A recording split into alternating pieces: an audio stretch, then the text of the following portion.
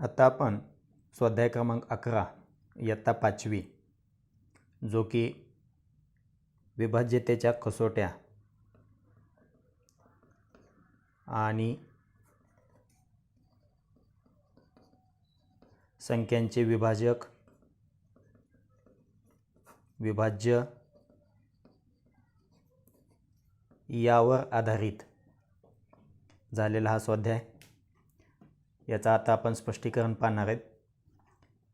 यात 50 प्रश्न विचारलेले होते, जे की 100 गुणांसाठी हा स्वाध्याय घेण्यात आलेला आहे. यातला पहिला प्रश्न आहे 28चे सर्व विभाजक किती. आता 28 ही संख्या कोणत्या कोणत्या संख्यांच्या पटीमध्ये येते, म्हणजे 28 या संख्येला कोणत्या कोणत्या संख्येने निशेष भाग जातो, त्याचे अवयव नेमके किती, एकूण अवयव किती, असा हा प्रश्न विचारलेला आहे. तो कोणतीही संख्या जर असेल तर कोणत्याही संख्येचा एक हा अवयव प्रथम असतो. त्यानंतर 28 ही समसंख्या आहे म्हणून 2 हा एक अवयव असेल. त्याचबरोबर 4, 7, 14 आणि 28 असे 28 या संख्येचे 1, 2, 3, 4, 5, 6 हे 6 अवयव येतात, म्हणून याचं उत्तर आहे पर्याय क्रमांक 4. त्यानंतर 64 ही संख्या 2 पूर्ण संख्यांच्या गुणाकाराच्या रूपात किती वेळा मांडता येईल, असा एक प्रश्न विचारला आहे. तर आता 64 ही संख्या जर लिहायची असेल तर 1 गुणिले 64, 2 गुणिले 32, 4 गुणिले 16, 8 गुणिले 8 या 4 प्रकारे आपण लिहू शकतो. या व्यतिरिक्त 2 पूर्ण संख्यांच्या गुणाकाराच्या रूपात असं म्हटलेलं आहे,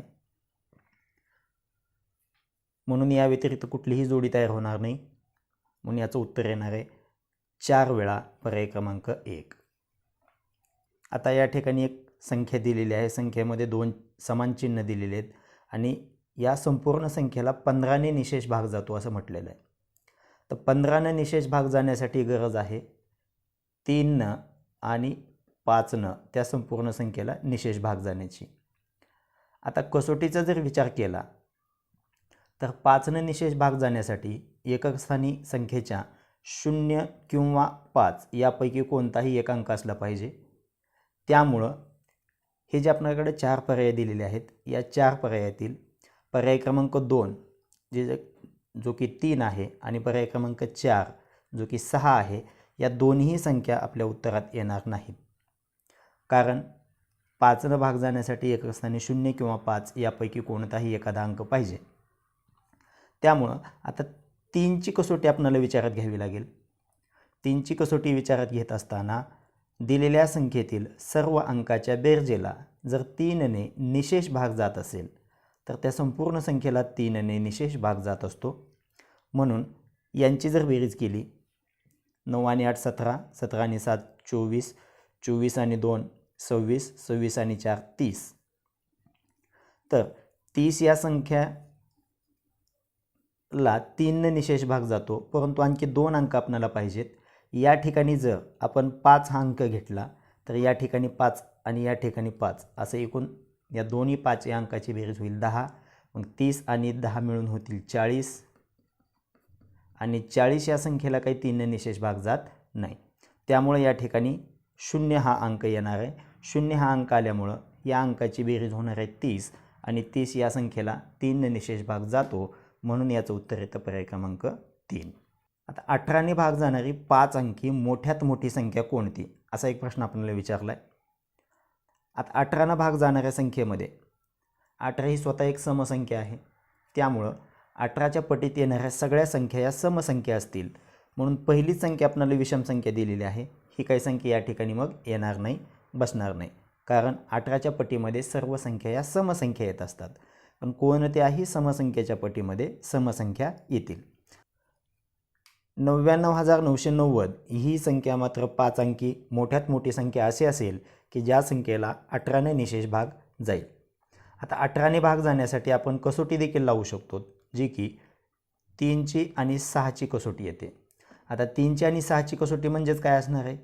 3ची आणि 2ची आणि 3ची, कारण ही झाली 6ची कसोटी. 2 आणि 3ची एकत्रित कसोटी म्हणजे 6ची कसोटी असते. म्हणजे ज्या संख्येला एकदा 3 भागलं, आलेल्या भागाकाराला पुन्हा 2 भागलं आणि आलेल्या भागाकाराला पुन्हा 3 भागलं, तर या ठिकाणी बाकी 0 शिल्लक राहायला पाहिजे. तर ह्या सगळ्या अटी पूर्ण करणारी संख्या आहे 99,990.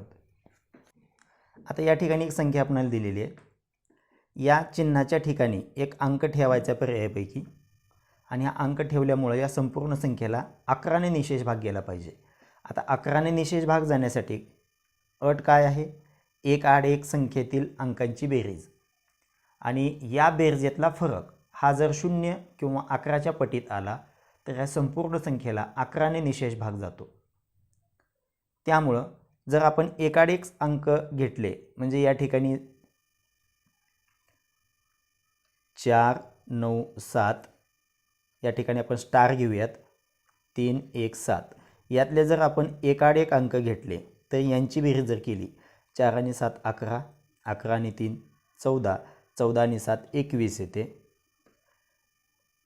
आणि या अंकांची जर बेरीज आपण करायची ठरवली तर आपल्याला माहीत असलेल्या अंकाचा जर विचार केला तर 9 आणि 1 10.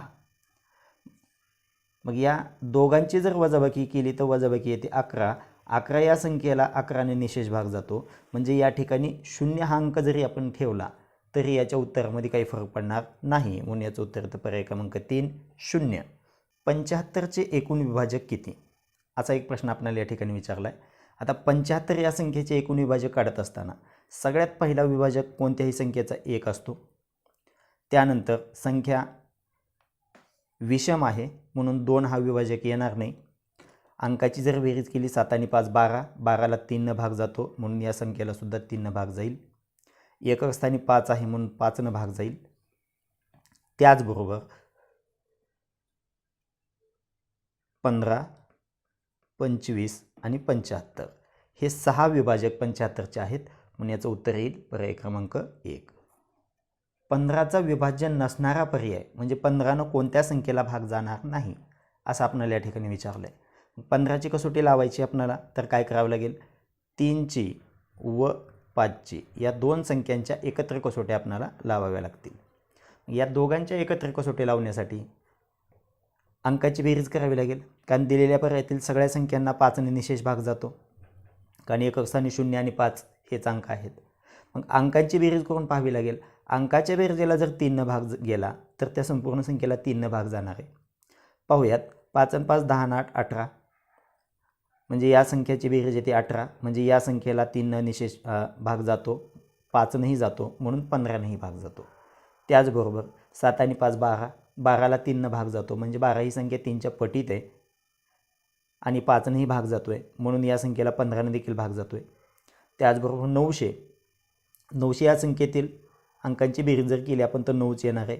मग 9ला देखील 3 भाग जातो आहे, 5 देखील भाग जातो आहे म्हणून या संख्येला देखील 15 भाग जाणार आहे. 800 या संख्येतील अंकांची बेरीज केली तर बेरीज येते 8. 8 या संख्येला काही 3 भाग जात नाही, जरी या संख्येला 5 भाग जात असेल तरी 3 भाग जात नाही म्हणून 15 देखील भाग जात नाही, म्हणून याचं उत्तर आहे पर्याय क्रमांक 90. ही संख्या लिहिताना गुणाकाराच्या रूपात कोणता पर्याय योग्य आहे?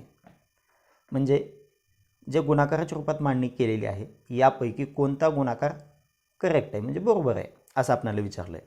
याचा जर विचार केला तर 15 5 75, याचा विचार केला 24 5 120, 25 चौक 100, याचा विचार करा 18 5 90 आणि 16 6 96. या ठिकाणी 90 हा उत्तर आपल्याला फक्त 18 गुणिले 5 यांचं मिळतं म्हणून पर्याय क्रमांक 3. आता पुढीलपैकी 3ची लहानात लहान विभाज्य संख्या कोणती, म्हणजे 3च्या पटीत येणारी लहानात लहान संख्या कोणती असं विचारलं आहे. तसं पाहायला गेलं तर 3च्या पटीमध्ये येणारी लहानात लहान संख्या 3 ही स्वतःच असणार आहे, परंतु पुढीलपैकी म्हटलं आहे म्हणजे आपल्याला दिलेल्या संख्यापैकीच विचार करावा लागणार आहे. म्हणून दिलेल्या संख्येपैकी सर्वात लहान संख्या 6 आहे आणि 6 या संख्या 3च्या पटीत येते म्हणून पर्याय क्रमांक 1. 100चा लहानात लहान विभाजक कोणत्याही संख्येचा सर्वात प्राथमिक विभाजक लहानात लहान विभाजक हा 1 असतो, म्हणून हा 100चा सुद्धा लहानात लहान विभाजक 1च असेल. 280 ही संख्या खालीलपैकी कोणत्या संख्येचं विभाज्य नाही असं विचारलं आहे. आता विभाज्य नाही म्हणजे कोणत्या संख्येने 280ला भाग जाणार नाही असं आपल्याला या ठिकाणी विचारलेलं आहे. आता 40 या संख्येचा जर विचार केला तर 40 न 280ला भाग जातो, कारण 4 न 28ला भाग जातो, 7 न देखील 28ला भाग जातो, म्हणजे 70च्या देखील पटीत आहे. त्याचबरोबर विचार करूयात आपण, आता 30 न भाग घालायचा आहे. 30 न भाग घालायचं म्हणजे एकक स्थानचं शून्य जर काढलं, इथलं देखील एकक स्थानचं शून्य काढलं तर संख्या शिल्लक राहते 3. मग 3 न 28ला भाग जातो का पहा, 3 न 28ला भाग जात नाही. मग 35 न 280ला भाग जातो का, तर 35ची 8वी पट, कारण 35ची दुसरी पट 70 आहे आणि 70ची चौथी पट 280 आहे. याचा अर्थ 35ची 8वी पट ही 280 आहे, म्हणून या ठिकाणी 30 या संख्येनं या संख्येला भाग जाणार नाही, 280 या संख्येला निशेष भाग जाणार नाही, म्हणून 30 ही संख्या 280ची विभाज्य. 140 या संख्येचे एकूण विभाजक किती. आता 140चे विभाजक जर शोधायचं ठरवलं तर पहिला विभाजक येतो 1, त्यानंतर 2, त्यानंतर 4, 5,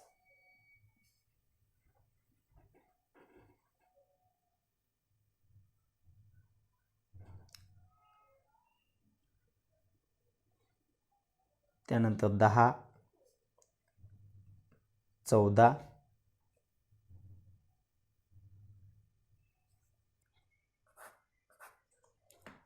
140च्या जर विभाजकाचा आपण विचार केला तर ही संख्या कोणत्या कोणत्या संख्येच्या गुणाकाराच्या रूपात आपल्याला घेता येते पाहूयात. 1 गुणिले 140, 2 गुणिले 70, 4 गुणिले 35, 7 गुणिले 20, 5 गुणिले 28 आणि 14 गुणिले 10. म्हणजे या 6 प्रकारे आपण ही संख्या लिहू शकतो. तर 6 प्रकारे ही संख्या लिहितोय म्हणजे 6 जोड्या लागत आहेत विभाजकाच्या गुणाकाराच्या रूपातल्या, म्हणजे यातली विभाजकांची संख्या एकूण असणार आहे 12, कारण 1, 2, 3, 4, 5, 6, 7, 8, 9, 10, 11, 12 म्हणून पर्याय क्रमांक 1. 210 ही संख्या दोन संख्यांच्या गुणाकाराच्या रूपात कोणत्या प्रकारे लिहिता येते. म्हणजे 210 हा गुणाकार येणारा पर्याय आपल्याला खालीलपैकी कोणता आहे तो शोधायचा आहे. 210 उत्तर येतं 70चा आणि 4चा गुणाकार केला तर 280 मिळतं. 35चा आणि 8चा गुणाकार केला तरी देखील आपल्याला 280 मिळतं. 60चा आणि 5चा गुणाकार केला तर याचं उत्तर मिळतं 300 आणि 105 आणि 2चा गुणाकार केला तर 210 मिळतं, म्हणून पर्याय क्रमांक. खालीलपैकी कोणत्या संख्येचा 5 व 10 अवयव आहे. आता 5 हा अवयव असण्यासाठी संख्येच्या एकक स्थानी 0 किंवा 5 या दोन्हीपैकी कोणताही अंक असला पाहिजे, परंतु 10 हा अवयव असण्यासाठी फक्त एकक स्थानी 0 हाच अवयव असला पाहिजे, म्हणून एकक स्थानी 0 असणारी संख्या ही 5च्याही पटीत असणार आहे, 10च्याही पटीत असणार आहे आणि या ठिकाणी एकच संख्या आहे, म्हणून पर्याय क्रमांक 2 450. 25 व 15 या संख्यांचा विभाज्य म्हणजे 25च्याही पटीत येणारी संख्या आणि 15च्याही पटीत येणारी संख्या कोणती असं आपल्याला या ठिकाणी विचारलेलं आहे. तर 180 ही संख्या 5च्या पटीत येते पण 25च्या पटीत येत नाही, 15च्याही पटीत येते. 200 ही संख्या 25च्या पटीमध्ये येते परंतु 15च्या पटीमध्ये येत नाही आहे. 150 ही संख्या 25च्याही पटीत येते आणि 15च्याही पटीत येते.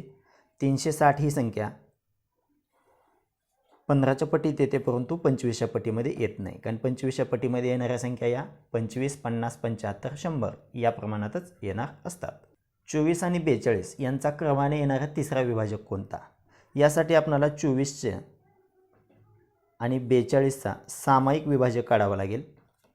मग सामायिक विभाजक आपण भागाकार पद्धतीने देखील काढल्यानंतर 2 न 24ला भाग जातो 12, 21 आणि 3, 4, 7. आता या ठिकाणी असामायिक मिळत आहेत, म्हणून पहिला विभाजक 1, त्यानंतर दुसरा 2 आणि तिसरा 3. तर क्रमाने येणारा तिसरा विभाजक हा कोण आहे? 3 असणार आहे, पर्याय क्रमांक 2. हेच आपण 2400 स्वतंत्र विभाजक काढू आणि 4200 देखील स्वतंत्र विभाजक काढूयात. मग पहिला विभाजक 1 असणार आहे, दुसरा समसंख्या आहे म्हणून 2 असणार आहे, संख्यांच्या बेरजेला 3 भाग जातो म्हणून 3 असणार आहे. त्याचबरोबर 42चा जर विचार केला तर 1 हा सामायिक विभाजक म्हणण्यापेक्षा प्राथमिक विभाजक 1 आहे, समसंख्या आहे म्हणून 2, अंकाची बेरीज 6 येते म्हणून याला सुद्धा 3 भाग जाईल. तर क्रमाने येणारा तिसरा विभाजक आपल्याला 3 हा मिळतो आहे. आता 45 ही संख्या अंकाचे स्थान बदलून मांडली आहे, तर संख्या काय तयार झाली? 54. तू 45 या संख्येचा जर विचार केला तर 45 या संख्येचे अगोदर आपल्याला अवयव काढून पाहावे लागतील. 45 विभाजक शोधूयात. 1 3 5 9 15 आणि 45 यांचा जर विचार केला तर 54 या संख्येला भाग जाणारे विभाजक यापैकी कोणते कोणते शोधायचे? कारण 45 या विभाजकापैकीच 54ला भाग घालणारे विभाजक कोण कोण आहेत हे आपल्याला विचारलेलं आहे. तर या ठिकाणी आपल्याला दिसून येतं 1 आणि 45 यांचा जर विचार केला तर 54ला भाग जाणार नाही, कारण 54चे जर विभाजक आपण शोधले तर 1 2 3 6 9 18 27 आणि 54 हे असतील. तर यांच्यापैकी 1 आणि 45 हे 45 आहेत, पण 54च्या विभाजकामध्ये 45 नाही आहे.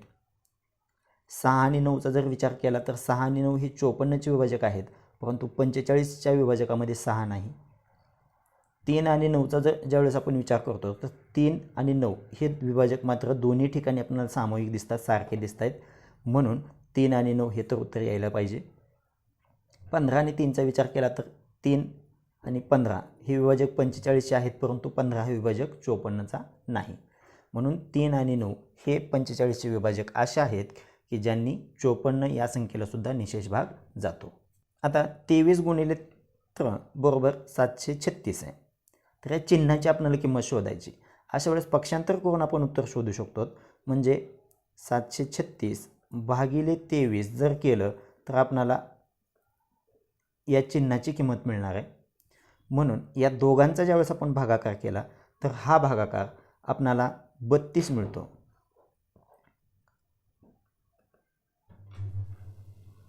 म्हणून या चिन्हाची किंमत येणार आहे 32. खालीलपैकी चुकीचं विधान कोणतं?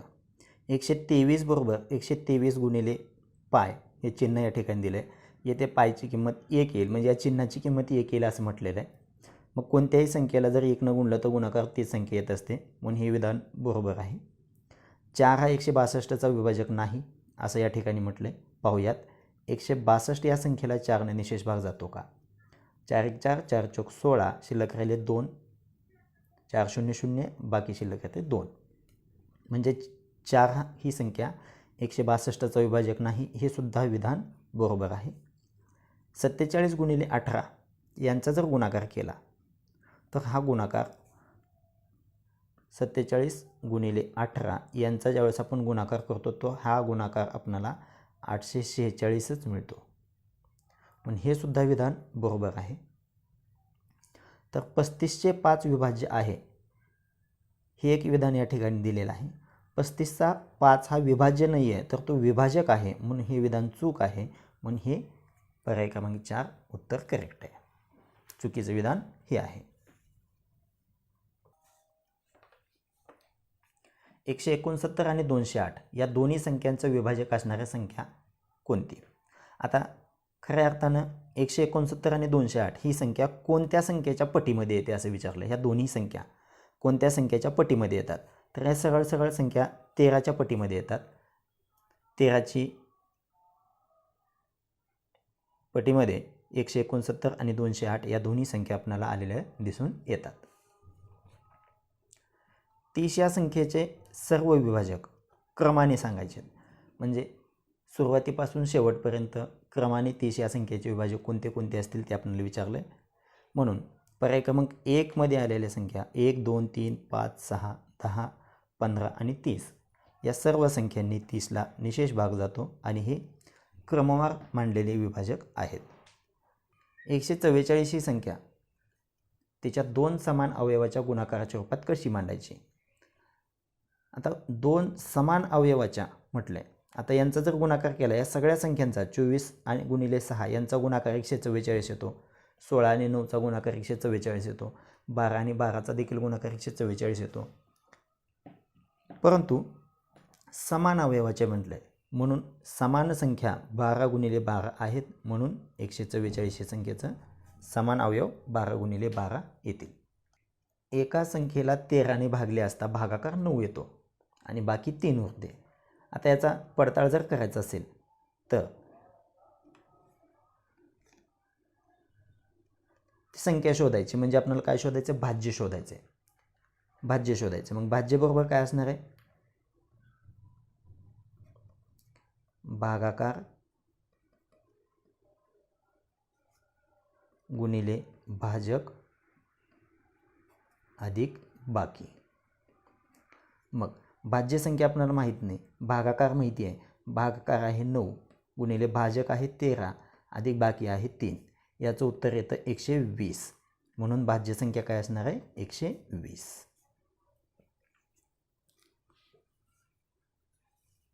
आता या ठिकाणी एक संख्या आपल्याला दिलेली आहे. 26 गुणिले एक चिन्ह दिलेलं आहे आणि याचा गुणाकार 806 येतो असं म्हटलेलं आहे. तर या चिन्हाची किंमत आपल्याला शोधायची. याच्यासाठी आपल्याला 806 भागिले 26 हे पक्षांतर पद्धतीचा अवलंब करून आपण ज्यावेळेस भागाकार करू त्यावेळेस आपल्याला या चिन्हाची किंमत मिळेल आणि यांचा भागाकार मग 31 येतो. म्हणून याचं उत्तर तर पर्याय क्रमांक 3.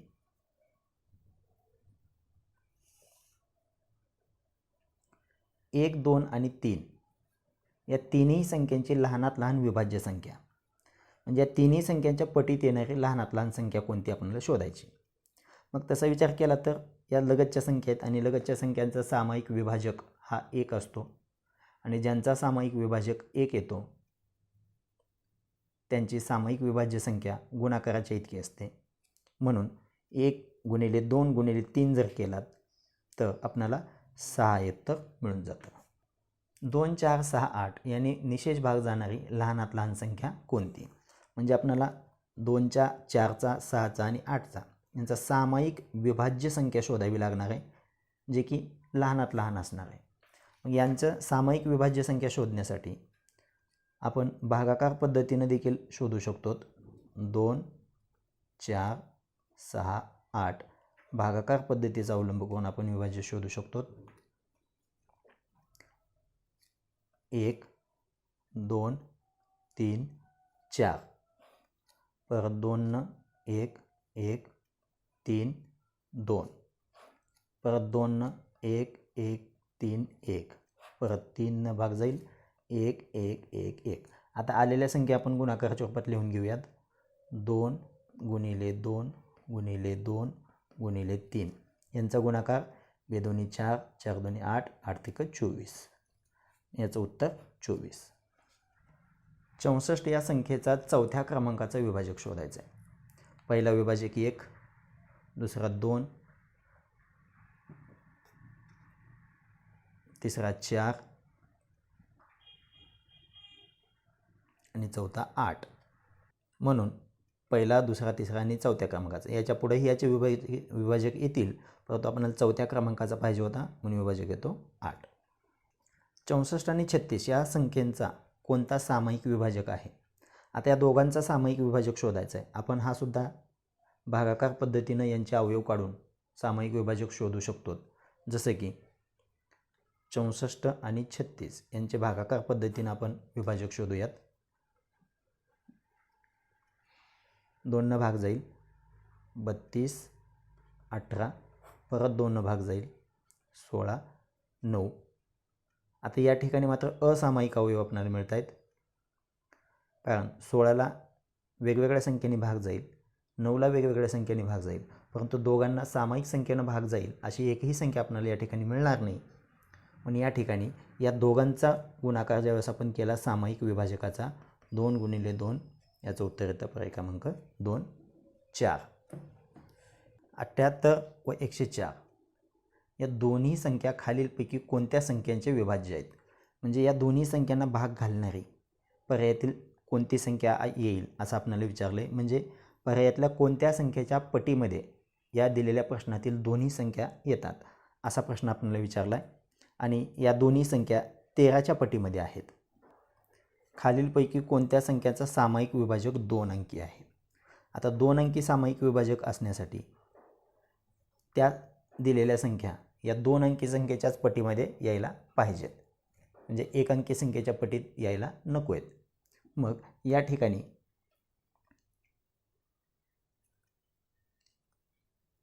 एकोणचाळीस आणि 52 या संख्येचा जर विचार केला तर या संख्या 13ने विभाज्य संख्या आहेत. कारण 13ची तिसरी पट 39 आहे आणि चौथी पट 52 आहे.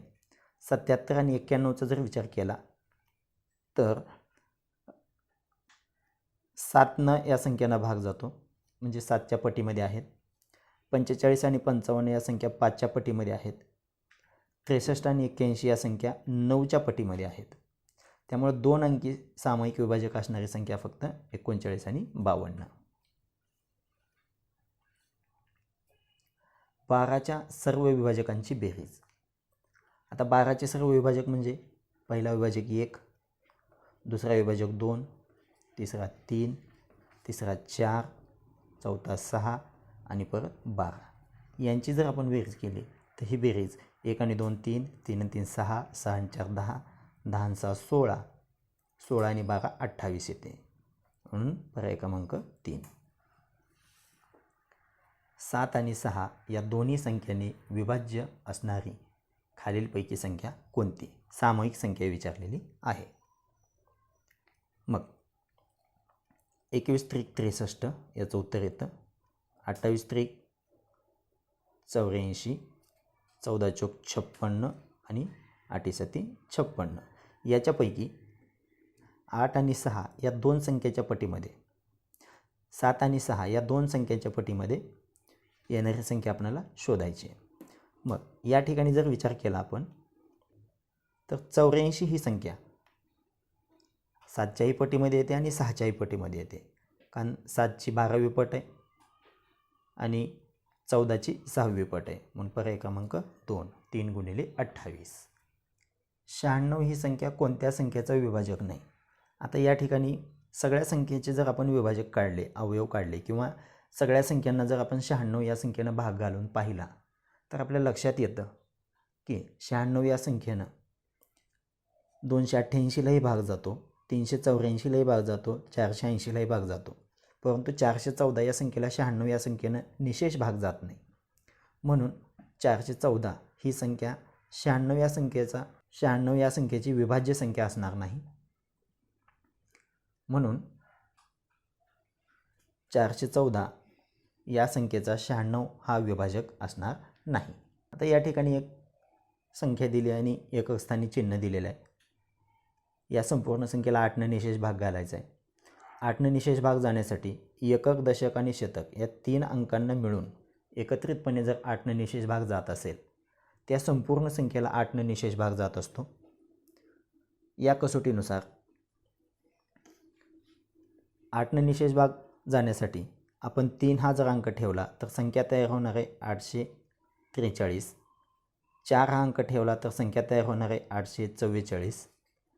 2 हा अंक एकक स्थानी ठेवला तर संख्या तयार होणार आहे 842 आणि 0 हा अंक ठेवला तर संख्या तयार होणार आहे 840. कारण आपण फक्त एकक, दशक, शतक या 3च स्थानच्या अंकाचा विचार केलेला आहे. मग या 4 संख्यांपैकी 8ने निशेष भाग जाणारी संख्या ही फक्त 840 आहे. म्हणून या ठिकाणी 0 हा अंक आपण घेतलेला आहे. खालीलपैकी 3ने निशेष भाग जाणारी संख्या कोणती, भाग न जाणारी संख्या कोणती विचारलेली आहे. आता 3 भाग जाण्यासाठी संख्येतील अंकांची बेरीज करणं महत्त्वाचं आहे. ज्यावेळेस आपण दिलेल्या संख्येतील सर्व अंकाची बेरीज केली आणि त्या बेरजेला जर 3 भाग जात असेल तर संपूर्ण संख्येला 3 निशेष भाग जात असतो. म्हणून या ठिकाणी प्रत्येक पर्यायातील संख्येतील अंकाची आपण बेरीज करून पाहूया. 8, 9, 9, 7, 4, 0 यांची बेरीज येते 37. या दुसऱ्या पर्यायातील संख्येतील अंकांची बेरीज येते 42. तिसऱ्या पर्यायातील संख्येतील अंकाची बेरीज येते 48 आणि चौथ्या पर्यायातील संख्येतील अंकाची बेरीज येते 45. यापैकी 7 आणि 3 10, 37ला काही 3 निशेष भाग जात नाही. 42ला निशेष भाग जातो. परत बेरीज केली 4 आणि 2 6, 8 आणि 4 12, 48ला पण भाग जातो, 45लाही जातो. म्हणजे भाग न जाणारी संख्या आहे पर्याय क्रमांक 1 मधील. खालीलपैकी कोणत्या संख्येला 4ने निशेष भाग जात नाही? म्हणजे 4ने भाग न जाणारी संख्या खालीलपैकी कोणती असं विचारलेलं आहे. 4ची कसोटी एकक आणि दशक स्थानच्या अंकाला जर 4ने निशेष भाग जात असेल तर त्या संपूर्ण संख्येला 4ने निशेष भाग जातो असे सांगते. म्हणून 76 या संख्येला 4ने भाग जातो. 88 या संख्येला देखील 4ने भाग जातो. 84 या संख्येला देखील 4ने भाग जातो. परंतु 78 या संख्येला 4ने निशेष भाग जात नाही. म्हणून एकक दशक स्थानच्या अंकांच्या स्थानिक किमतीच्या बेरजेला जर 4ने निशेष भाग जात नसेल तर त्या संख्येला 4ने निशेष भाग जात नाही. म्हणून पर्याय क्रमांक 4. 7560 या संख्येला खालीलपैकी कोणत्या गटाने निशेष भाग जाईल? आता एक महत्त्वाचा मुद्दा असा आहे, 7560 ही एक संख्या अशी आहे की या संख्येला 1 पासून 10 पर्यंतच्या सर्व संख्यांनी निशेष भाग जातो. 1 ते 10 पर्यंतच्या सर्व अंकांनी, सर्व संख्यांनी ही संख्या विभाज्य आहे, निशेष भाग जातो. म्हणून या ठिकाणी प्रत्येक पर्यायातील जे अंक दिलेले आहेत या सर्व अंकांनी 7560 या संख्येला निशेष भाग जाणार आहे. त्यामुळं वरील सर्व हे याचं उत्तर येईल. परत 8च्या कसोटीवरचा प्रश्न आहे. 4956 एकक स्थानी स्टार, एक 5 अंकी संख्या दिली आहे. स्टारच्या ठिकाणी कोणता अंक लिहावा म्हणजे 8ने निशेष भाग जाईल असं या ठिकाणी सांगितलेलं आहे. मग 8ने निशेष भाग जाण्यासाठी एकक, दशक आणि शतक या 3 स्थानच्या अंकांच्या स्थानिक किमतीच्या बेरजेला 8ने निशेष भाग जायला पाहिजे. त्यामुळं जर आपण एकक, दशक आणि शतक स्थानचा विचार केला तर या ठिकाणी 5, 6 पहिल्या पर्यायातील अंक 4, त्यानंतर 5, 6 दुसऱ्या पर्यायातील अंक 8, 5, 6 तिसऱ्या पर्यायातील अंक 7 आणि 5, 6 चौथ्या पर्यायातील अंक 2 या 4 संख्यांचा जर विचार केला तर लक्षात असं येतं की या 4पैकी फक्त 568 याच संख्येला 8ने निशेष भाग जातो. बाकी कोणत्याही संख्येला 8ने निशेष भाग जात नाही. खालीलपैकी कोणत्या संख्येला 9ने निशेष भाग जाईल? 9ने निशेष भाग जाण्यासाठी त्या संख्येतील सर्व अंकांच्या बेरजेला 9ने निशेष भाग गेला पाहिजे. म्हणजे या सर्व संख्येचा जर विचार केला, या सर्व संख्येतील अंकांची बेरीज जर केली तर पहिल्या पर्यायातील अंकांची बेरीज येते 28, दुसऱ्या पर्यायातील अंकाची बेरीज येते 18, तिसऱ्या पर्यायातील अंकाची बेरीज येते 22 आणि चौथ्या पर्यायातील अंकाची बेरीज येते 24. या बेरजेपैकी केवळ 18 ही संख्या अशी आहे की ज्या संख्येला 9ने निशेष भाग जातो. म्हणून 84,321 या संख्येला सुद्धा 9ने निशेष भाग जातो. 8484 या संख्येला खालीलपैकी कोणत्या संख्येने निशेष भाग जात नाही? तर पर्याय क्रमांक 1 मध्ये 1 ही संख्या दिली आहे. 1 ही संख्या सर्व संख्यांना निशेष भाग घालत असते, विभाजक असते, म्हणून 1 तर निशेष भाग जाईलच. 4 या संख्येचा विचार केला तर एकक आणि दशक स्थानच्या अंकांपासून तयार झालेली संख्या 84 म्हणजे एकक आणि दशक यांच्या स्थानिक किमतीच्या बेरजेनं मिळणारी संख्या आहे 84 आणि 84 या संख्येला 4ने भाग जातो. म्हणून या संपूर्ण संख्येला सुद्धा 4ने भाग जातो. संख्या सम आहे म्हणून 2ने भाग जातो आणि 5ने भाग जाण्यासाठी संख्येच्या एकक स्थानी 0 किंवा 5 या दोन्हीपैकी कोणताही एखादा अंक असेल तरी चालतो. परंतु या ठिकाणी हे दोन्ही अंक नाहीत म्हणून 5 या संख्येनं 8484 या संख्येला निशेष भाग जाणार नाही. 8ने निशेष भाग न जाणारा पर्याय शोधायचा आहे आपल्याला. तर 8ची कसोटी आपण पाहिलेली आहे. एकक, दशक आणि शतक स्थानच्या अंकांचा विचार केला जातो आणि या ठिकाणी मग 512 ही 8ने विभाज्य आहे.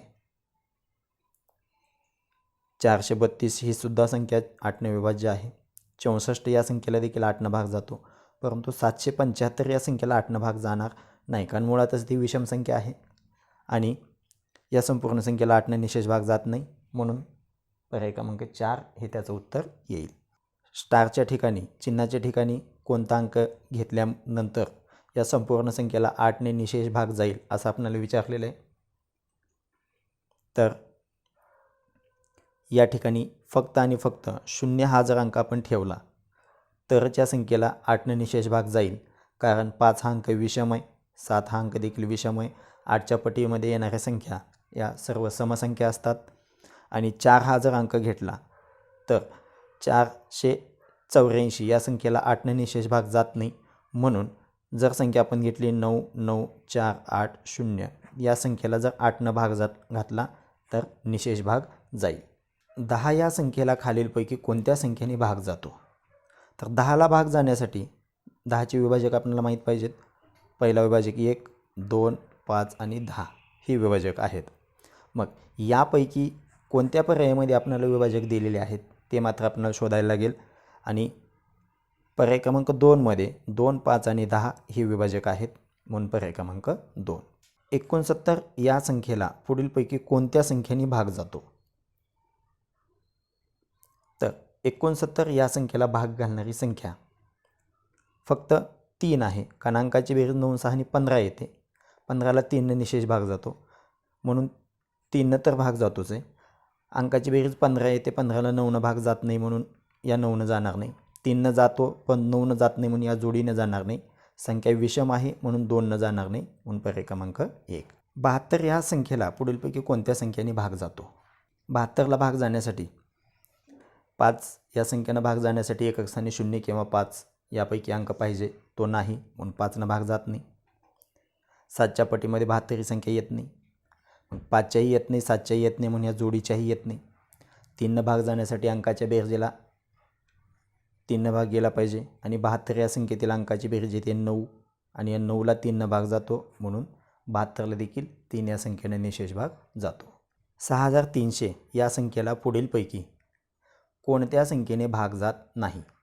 एकक स्थानचा विचार केला तर 0 आहे, म्हणून 5ने भाग जातो. संपूर्ण संख्येचा विचार केला, 7ने भागलं, 7 9 63, 700 700, 900च्या पटीमध्ये भाग जातो.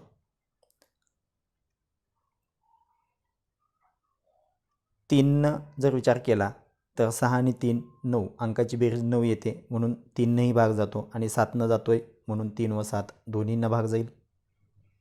परंतु 19च्या पटीमध्ये 6300 6300 ही संख्या नाही, म्हणून 19 या संख्येनं 4194 या संख्येला पुढीलपैकी कोणत्या संख्येने भाग जातो? म्हणजे 4194 या संख्येचे खालीलपैकी कोण विभाजक आहेत, अवयव आहेत हे आपल्याला विचारले आणि या संख्येला फक्त 9 या संख्येने निशेष भाग जातो, कारण 94 या संख्येला 4ने भाग जात नाही. एकक आणि दशक स्थानचा विचार केला, या संपूर्ण संख्येला 7ची कसोटी लावली, 7ने देखील भाग जात नाही, 4नेही जात नाही आणि 7नेही जात नाही, म्हणून फक्त 9 या संख्येने या संपूर्ण संख्येला भाग जातो, कारण 9ने भाग जाण्यासाठी अंकांची बेरीज 9च्या पटीत यायला पाहिजे. मग 4 आणि 1 5, 5 आणि 9 14, 14 आणि 4 18, अंकाची बेरीज 18 येते आणि 18ला 9ने निशेष भाग जातो. 36 या संख्येला पुढीलपैकी कोणत्या संख्येने भाग जातो? 36 ही संख्या 5च्या पटीमध्ये तर येणार नाही,